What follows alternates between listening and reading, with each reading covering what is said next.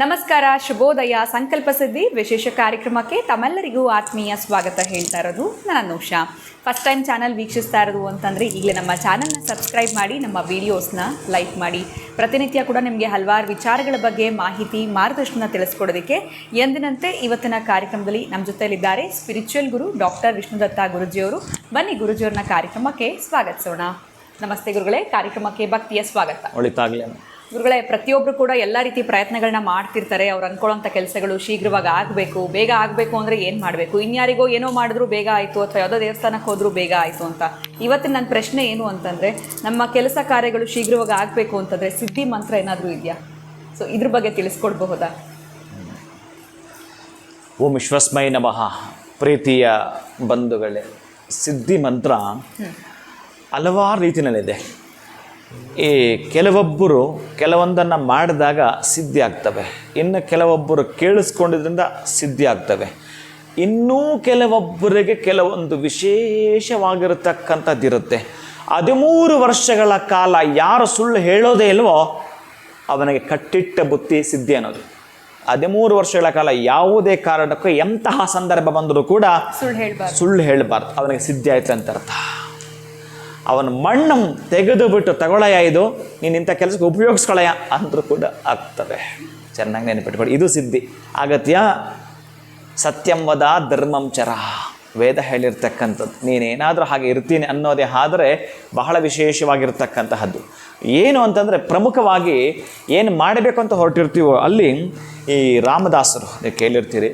ಆ ರಾಮದಾಸರು ಒಂದು ಕಡೆ ಕೂತ್ಕೊಂಡು ಜಪ ಮಾಡ್ತಿರ್ತಾರೆ. ಅಲ್ಲಿ ಒಬ್ಬಾಕೆ ಬಂದು ಓ ಅಂತ ಗೋಳು ಹಿಡ್ಕೊಂಡ್ಬಂದು ಪಾದ ಹಿಡ್ಕೊಂಡ್ಬಿಡ್ತಾಳೆ. ಪಾದ ಹಿಡ್ಕೊಂಡು ಕೂಡಲೇ ದೀರ್ಘ ಸುಮಂಗಲಿ ಭವ ಅಂತ ಅಂದ್ಬಿಡ್ತಾರೆ ಅವರು. ಆಕೆ ಹೇಳ್ತಿರ್ತಾಳೆ, ಎಂಥ ಸ್ವಾಮಿ ದೀರ್ಘ ಸುಮಂಗಲಿ ಭವ, ನಾನೊಬ್ಬ ವಿಧಿವೆ, ನನ್ನ ಗಂಡ ಸತ್ತೋಗಿದ್ದಾನೆ, ಹಾಗೋ ಹೋಗ್ತಾ ಇದೆ, ಅಲ್ಲಿ ಹೆಣ ತಗೊಂಡು ಹೋಗ್ತಾ ಇದ್ದಾರೆ. ಓ ಹೌದಾ?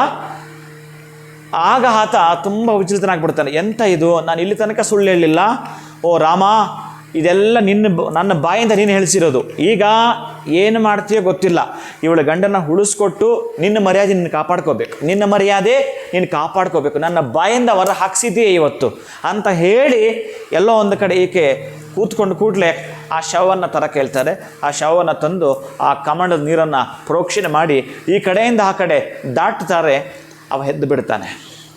ಇದು ರಾಮದಾಸರ ಮಂತ್ರ, ದೀರ್ಘ ಸುಮಂಗಲಿ ಭವ ಅಂದದರ ಪವರ್ ಅದು. ಅಂದರೆ ಅದಕ್ಕೆ ಈ ಅನುಷ್ಠಾನ, ಈ ಸಿದ್ಧಿ ಪಡೆದಿರ್ತಕ್ಕಂಥವರು ಜಾತಕ ನೋಡೋದು, ವಾಸ್ತು ನೋಡೋದು, ಮತ್ತೊಂದು ಇವೆಂತ ಇಲ್ಲ. ಅವರ ಬಾಯಿಂದ ಬಹುಶಃ ನಿಮಗೆ ಏನಾದರೂ ಹೇಳಿಸ್ಕೊಳ್ತೀನಿ ಅಂತಂದರೆ ಅದೊಂದೇ ಸಾಕು. ನೀವು ಅನುಭೂತಿಯನ್ನು ಪಡೆಯಲಿಕ್ಕೆ ಅವರಿಂದ ವಿಭೂತಿಯನ್ನು ತೆಗೆದುಕೊಳ್ತಕ್ಕಂಥದ್ದು. ವಿಭೂತಿ ಮೀನ್ಸ್ ಅವರಿಂದ ಒಂದು ವಾಗ್ದಾನವನ್ನು ತೆಗೆದುಕೊಳ್ತಕ್ಕಂಥ. ಕೆಲವರಿಗೆ ಕೆಲವೊಂದು ವಾಗ್ದಾನ ಏನು ಮಾಡಿದ್ರೂ ಬರಲ್ಲ, ಇನ್ನು ಕೆಲವರು ವಿಚಾರದಲ್ಲಿ ಬಂದುಬಿಡ್ತಕ್ಕಂಥ. ಹಾಗಾಗಿ ಅಂತಹ ರಾಮದಾಸರು ನುಡಿದಿರತಕ್ಕಂತಹ ಮಾತು ದೀರ್ಘ ಸುಮಂಗಲಿ ಭವ ಅನ್ನೋ ಅಂಥದ್ದು ರಾಮನ ಕೃಪೆ. ಯಾಕೆಂತಂದರೆ ಮತ್ತೇನು ಅವನು ಸುಳ್ಳುಗಾರನ ಆಗಲಿಕ್ಕೂ ಆಗೋದಿಲ್ಲ.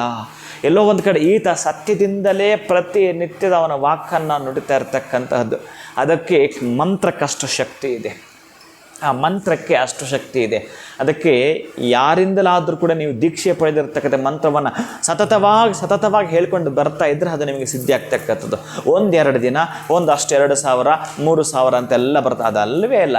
ಬಹುಶಃ ನೀವು ಆ ನಂಬರ್ ಕೂಡ ಪಕ್ಕಕ್ಕಿಟ್ಟು ಪ್ರತಿನಿತ್ಯ ಶ್ರೀರಾಮ ಜಯ ರಾಮ ಜಯ ಜಯ ರಾಮ ಸ್ವಾಹ, ಶ್ರೀರಾಮ ಜಯ ರಾಮ ಜಯ ಜಯ ರಾಮ ಸ್ವಾಹ, ಶ್ರೀರಾಮ ಜಯ ರಾಮ ಜಯ ಜಯ ರಾಮ ಸ್ವಾಹ, ಶ್ರೀರಾಮ ಜಯ ಜಯ ರಾಮ ಅನ್ನೋದು ಏನಿದೆಯೋ ಆ ರಾ ಅನ್ನುವ ಸಂಪೂರ್ಣವಾಗಿರತಕ್ಕಂತಹ ಜಗತ್ತಿನ ಹಗಲನ್ನು ಆವರಿಸಿದೆ. ಇನ್ನು ಆ ಮಾ ಅಂತಕ್ಕಂಥದ್ದು ಸಂಪೂರ್ಣವಾಗಿ ಕತ್ತಲನ್ನು ಆವರಿಸಿದೆ. ಅವೆಲ್ಲವೂ ಕೂಡ ನಿಮ್ಮ ಬದುಕಲ್ಲಿ ಬರತಕ್ಕಂತಹ ಹಗಲು ಹಿರುಗಳ ವ್ಯತ್ಯಾಸ ಏನು? ನೀವೆಲ್ಲಿ ಪ್ರಾರಬ್ಧ ಅನುಭವಿಸ್ತಾ ಇದ್ದೀರಿ? ಹಗಲಲ್ಲಿ ಕಷ್ಟವನ್ನು ಅನುಭವಿಸ್ತಿದ್ದೀರಾ ಅಥವಾ ರಾತ್ರಿಯಲ್ಲಿ ಕಷ್ಟವನ್ನು ಅನುಭವಿಸ್ತಿದ್ದೀರಾ? ಅದನ್ನು ತೆಗಿತಾನೆ, ನಿಮ್ಮಿಂದ ರಿಮೂವ್ ಮಾಡ್ತಾನೆ ಅವ. ಯಾವಾಗಲೂ ಒಂದು ಮಂತ್ರವನ್ನು ನಾವು ಹೇಳಿಕೊಳ್ತೀವಿ ಅಂತಂದರೆ ಅದು ನಿಮಗೆ ಸಿದ್ಧಿಯಾಗಿರ್ತಕ್ಕಂತಹ ಮಂತ್ರ ಯಾವುದಿದೆಯೋ ಸಾಧ್ಯವಾದಷ್ಟು ನೀವು ಸತ್ಯದಿಂದಲೇ ಪ್ರಾಮಾಣಿಕವಾಗಿ ಇರಲಿಕ್ಕೆ ಪ್ರಯತ್ನ ಪಡಿ. ಎಂತಹದಿದ್ದರೂ ಹೊರಗೆ ಬರ್ತೀರಿ. ಆದರೆ ಇನ್ಯಾರೋ ಏನೋ ಅಂದು ಬಿಡ್ತಾರೆ ಮತ್ತು ಇನ್ಯಾವುದಕ್ಕೂ ದುಃಖ ಕಾರಣ ಆಗುತ್ತೆ, ಇದನ್ನು ನಿಮ್ಮ ಒಳಗಡೆ ಇಟ್ಕೊಂಡು ಭಯಭೀತರಾಗ್ತಕ್ಕಂತಹ ನೋವನ್ನು ಪಡಬಾರದು. ಇನ್ನು ಯಾರೋ ನಮ್ಮನ್ನು ಕೇಳಿಬಿಡ್ತಾರೆ, ತದಾತ್ಮ್ಯವನ್ನು ಹೊಂದಬೇಕು. ನೀವು ಅಂಥ ತದಾತ್ಮ್ಯವನ್ನು ಹೊಂದಬೇಕಾದ್ರೆ ಭಗವಂತನ ಹತ್ತಿರ ನೀನು ಭಕ್ತನಾಗಿರ್ತಕ್ಕಂಥ ಒಂದೇ ಸತ್ಯ. ರಾಮನ ಬಳಿ ಯಾವಾಗಲೂ ಹನುಮ ಹೇಗಿರ್ತ, ನೀವೆಲ್ಲಾದರೂ ನೋಡಿ ರಾಮನ ದೇವಾಲಯ, ರಾಮನ ಫೋಟೋ ಇದೆ ಅಂತಂದರೆ ಅಲ್ಲಿ ಹನುಮ ಇದ್ದೇ ಇರ್ತಾನೆ. ನೀವು ಸ್ನಾನ ಮಾಡೋಕ್ಕೆ ಹೋದರೂ ಕೂಡ, ನೀವು ಪ್ರಯಾಣ ಮಾಡೋಕ್ಕೆ ಹೋದರೂ ಕೂಡ, ಎಲ್ಲಿ ಹೋದರೂ ಕೂಡ ರಾಮ ರಾಮ ರಾಮ ರಾಮ ನೀವು ತಲೆಯಲ್ಲಿ ತುಂಬಿಕೊಂಡ್ಬಿಡುತ್ತೋ. ನಾನು ಹೇಳ್ತಾ ಇರೋದು ಒಂದು ಎಕ್ಸಾಂಪಲ್, ಒಂದು ಉದಾಹರಣೆ ಕೊಡ್ತಿದ್ದೇನೆ ರಾಮನ ಮಂತ್ರವನ್ನು.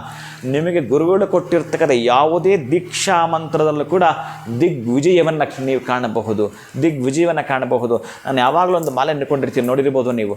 ಪ್ರತಿನಿತ್ಯ 11,000 ಮಂತ್ರವನ್ನು ಪಠಿಸ್ಬೇಕು ನಾನು. ಬಹುಶಃ ಸ್ವಲ್ಪ ಒಂದು 2,000 3,000 ಉಳ್ಕೊಂಡ್ಬಿಡ್ತೋ, ನಾಳೆ ಆ 11,000ಕ್ಕೆ ಮತ್ತೆ 3,000 ಆ್ಯಡ್ ಆಗುತ್ತೆ. ನನಗೆ ಭಯ ಆಗುತ್ತೆ, ಓ ಗಾಡ್ ಇನ್ನು ಮತ್ತೆ ನನಗೆ ಆಗುತ್ತಾ ಅಂತ. ಅದಕ್ಕೆ ಒಂದೊಂದು ಬಾರಿ ನಾನು ಕುಳಿತುಕೊಂಡ್ರೆ 13 ತಾಸು 14 ತಾಸು ಒಂದು ಮರದ ಕೆಳಗಡೆ ಕೂತ್ಕೊಬಿಡ್ತೀನಿ, ಕಂಪ್ಲೀಟ್ ಆಗೋ ತನಕ ಬರಲ್ಲ. ಬಹುಶಃ ನನಗೆ ಅದೊಂದು ವಾಕ್ ನಾನು ಮಾಡಿಯೇ ತೀರಬೇಕು ಅಂತ ಇರ್ತೀನಿ. ನಂದು ದೊಡ್ಡದ ಸಂಕಲ್ಪ ಇದೆ. ಆ ಸಂಕಲ್ಪ ಬಹುಶಃ ಈಡೇರಿ ತದನಂತರವೂ ಕೂಡ ಅಲ್ಲಿ ಬರ್ತಕ್ಕಂಥ ಕ್ಷೇತ್ರದಲ್ಲಿ ಯಾರು ಸುಮ್ಮನೆ ಹಾಗೆ ಓಡಾಡ್ಕೊಂಡು ಹೋದ್ರು ಕೂಡ ಬಹುಶಃ ನನ್ನ ಆಪ್ಯಾಯಮಾನವದು ಅವರಿಗೆ ಆ ಕಷ್ಟದಿಂದ ತೊಲಗುತ್ತಾ ಹೊರಗೆ ಬರಬೇಕು ಅನ್ನೋ ಸಂಕಲ್ಪ. ನಿಮ್ಮ ಸಿದ್ಧಿ ಮಂತ್ರವೂ ಕೂಡ ಹಾಗೇನೆ ನಿಮಗಷ್ಟೇ ಅಲ್ಲ, ನಿಮ್ಮನ್ನು ಯಾರೇ ಕೂಡ ಸುತ್ತುವರೆದ್ರು ಅವರು ಕೂಡ ಸಮಸ್ಯೆಯಿಂದ ಬಿಗಡಾಯಿಸ್ತಕ್ಕಂಥ, ಆ ಸಮಸ್ಯೆಯಿಂದ ದೂರ ಸರಿಸ್ತಕ್ಕಂತಹ ಕೆಲಸವಾಗಬೇಕು. ಅಂಥ ಸಿದ್ಧಿಯಾಗ್ತಕ್ಕಂಥ ಮಂತ್ರವನ್ನು ಸಿದ್ಧಿ ಆಗೋ ತನಕ ನೀವು ಬಿಡಬಾರದು. ನೀವು ಛಲದಂಕ ಮಲ್ಲರಾಗಬೇಕು. ಆವಾಗ ನೀವು ಇಲ್ಲಿಗೆ ಬಂದಿದ್ದಕ್ಕೆ ಸಾರ್ಥಕ ಆಗುತ್ತೆ. ಈ ಭೂಮಿ ಮೇಲೆ ನಿಮ್ಮ ಹೆಜ್ಜೆ ಗುರುತನ್ನು ಬಿಟ್ಟು ಹೋಗಲಿಕ್ಕೆ ಸಾಧ್ಯವಾಗುತ್ತೆ. ಹೆಜ್ಜೆ ಗುರುತನ್ನು ನೀವು ನಡೆದು ಹೋಗಿರೋದಲ್ಲ, ನೀವು ನಡೆದು ಹೋಗಿರುತ್ತಲ್ಲ ಅದಲ್ಲ, ನಿಮ್ಮ ನಡವಳಿಕೆ ಹೆಜ್ಜೆ ಗುರುತು ಬಿಟ್ಟು ಹೋಗಿ. ಖಂಡಿತ ಗುರುಗಳ, ಈ ಸಿದ್ಧಿ ಮಂತ್ರದ ವಿಶೇಷ ಏನು ಅನ್ನೋದ್ರ ಬಗ್ಗೆ ತಿಳಿಸ್ಕೊಟ್ರಿ ಇವತ್ತಿನ ವಿಡಿಯೋನಲ್ಲಿ. ಭಾಳ ಅದ್ಭುತವಾಗಿತ್ತು ನೀವು ತಿಳಿಸಿದಂತಹ ವಿಚಾರ. ಧನ್ಯವಾದಗಳು ತಮಗೆ. ನಮಸ್ಕಾರ. ಹರೇ ಶ್ರೀನಿವಾಸ. ಏನು ವೀಕ್ಷಕರೇ, ಇವತ್ತಿನ ವಿಡಿಯೋ ತಮ್ಮೆಲ್ಲರಿಗೂ ಇಷ್ಟ ಆಗಿದೆ ಅಂತ ಭಾವಿಸ್ತಾ ಮುಂದಿನ ವಿಡಿಯೋನಲ್ಲಿ ತಮ್ಮನ್ನು ಭೇಟಿ ಮಾಡ್ತೀನಿ. ನಮಸ್ಕಾರ.